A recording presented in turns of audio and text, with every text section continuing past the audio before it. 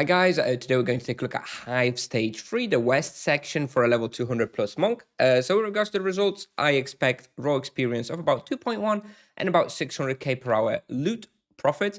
As you can see, I don't actually have that in my balance in the analyzer here, but that's because I got extremely unlucky when I was recording the video and testing. I didn't loot like a single item. It's literally just creature products and, jewelry and stuff that made for a 400k per hour profit.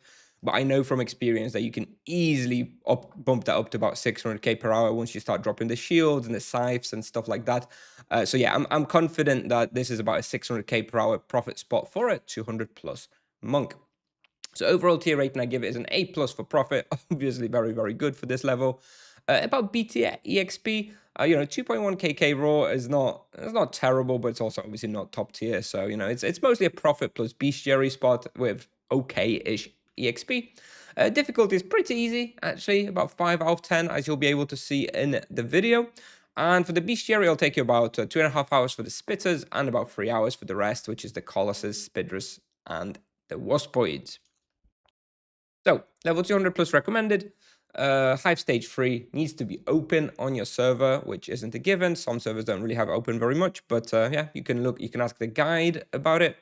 And this place can be effectively hunted by monks, knights, and paladins for sure. I have video for all 3 of those. Mages, I probably don't think so. Duos maybe can kind of hunt here for some bestiary. Probably not great though. Definitely not full team hunters, not enough respawn. Recommended all standard imbuements, no need for any protection imbuement. And a recommended weapon type is physical or energy. Both are more or less the same. However, a level 200 physical weapon with 3 imbue slots is the best. But, if you come here at like level 300, then perhaps you want to use the energy weapon that you have available at that level. Supplies per hour is about 1300 gray mana potions. You want some spirit just for emergencies, but you shouldn't need too many. Transcendence potions, charms, I wouldn't really bother with. To be honest, I think charms, it's a charm place, I think, ultimately. So once you unlock the place, you probably don't want to hunt here anymore. For the wheel, standard, two lesser gems, ideally hit points, and the character you'll see in the video is a 219 monk with 91 fist and 38 magic levels. So those are the 4 levels we hunt. This is, I believe, +3. You'll be able to see it in the video exactly. It's either +3 or +4 from the map, but it's kind of irrelevant. You kind of just want to use those 4. But anyway, you come in through this way from like the left floor below, and you can do a little pull here. We like this one here because it's got a lot of Colossus, and Colossus are the last monster in the bestiary. So we add this pull to kind of speed up the number of Colossus per hour. So that's why we do this one here on the left. Then we do this one in this room. And then we go up a floor. This is this floor here. This floor is like a circular floor. So you do something like this. You can do like a nice round loop here. This is where you come in. And then you can go up once you've done like the loop here. This brings you to here. You go to the right, do a little pull here. Then you kind of just run through.